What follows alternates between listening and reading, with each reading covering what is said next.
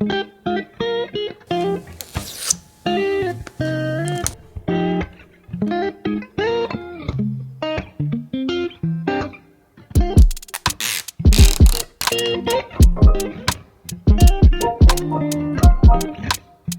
I've been using an iPhone since its third generation, but ever since they got rid of the SIM tray, I've found myself looking at Android phones.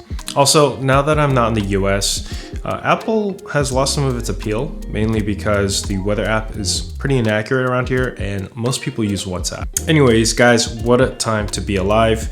We have companies worth hundreds of billions of dollars battling it out for a fight for survival, employing the world's best engineers to create the best phones every year. Now, I'm not going to dive into camera comparisons or whether you should upgrade from the S23 or if you should even switch from an Apple. But as an everyday user who doesn't care about how many megapixels the S24 Ultra has or how extensive the zoom can be, I'll just be sharing my insights, general thoughts, and my experience while using the S24 Ultra.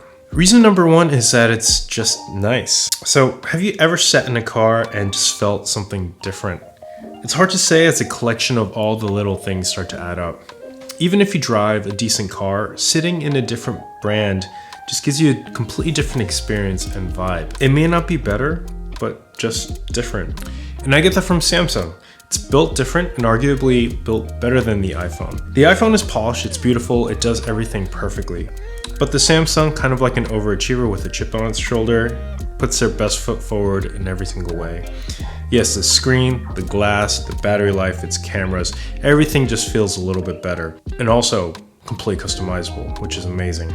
Reason number two is the battery life. Outside of the display and its chip and how smooth and buttery the UI is with the RAM, what most people end up noticing is the battery life. And it's a really big indicator as to how much anxiety you'll have over the course of a day. If your battery is dying and you're constantly at 5% on your phone, it's really stressful. But this S24 Ultra has, I think, some of the best battery life out there.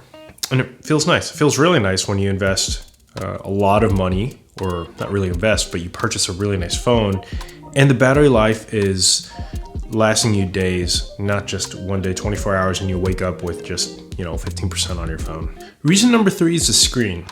Yes, it's actually usable outside and you don't have to constantly check to see if your screen is on max brightness because this brightness is amazing.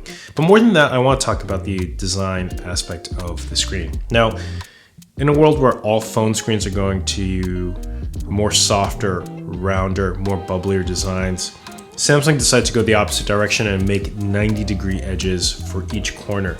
And it feels completely different.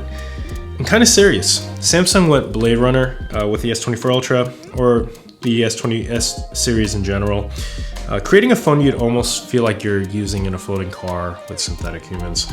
And honestly, I think it feels really cool. It's almost like they cut the screen out of an AMOLED rock and kept diamond edges along the slab of a titanium and glass piece. But this is completely subjective. I showed it to my wife and she said it looked like a really nice fancy chocolate bar, so go figure.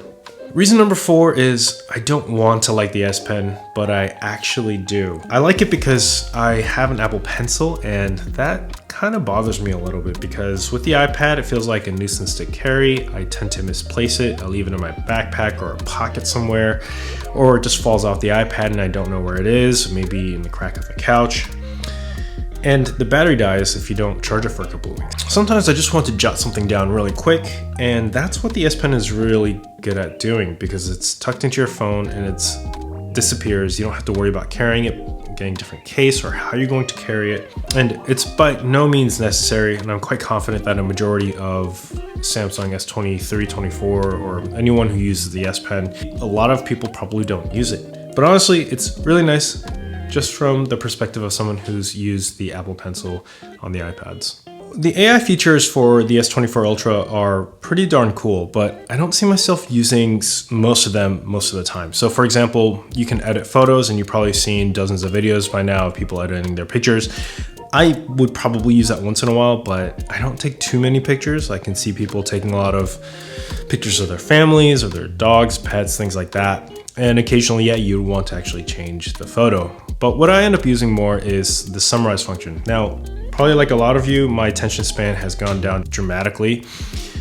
And I'd be surprised if some of you have even made it this far in the video, or maybe some of you have just skipped this part. But with the AI summarize function, you take a whole article, can take anywhere between 3 to 5 minutes or even longer to read, and they summarize it into, I don't know, maybe 50 to 100 words or less, depending how long the article is. And I really like this function, and I really like this application of the AI. However, with that said, the AI doesn't work for almost half the websites that I'm trying to read. And it's because for 2 reasons. The most popular reason is that the website that you visit is behind a paywall and Samsung can't override that. The second thing is I've also seen on Reddit, which you can actually summarize, that if there's inappropriate content, they just won't do it as well. Outside of that, yeah, it's kind of disappointing how the best function of AI that I find most useful is something that doesn't work half the time. Quick word on the titanium body. Now, it does seem like everyone's jumping on that bandwagon, but I get it. No, full disclosure, I don't have the iPhone 15 Pro Max with the titanium bezels because I have the 14 and I just couldn't justify upgrading for just titanium. And a couple of other things. But what I do want to say is that titanium is not just a gimmick. And I say that because I have an Apple Watch Ultra, and with the Ultra, I don't use a case, I don't use a screen protector, which I've always used for all my Apple Watches. And it's because it's just super durable and it doesn't scratch just by banging it into a door by accident.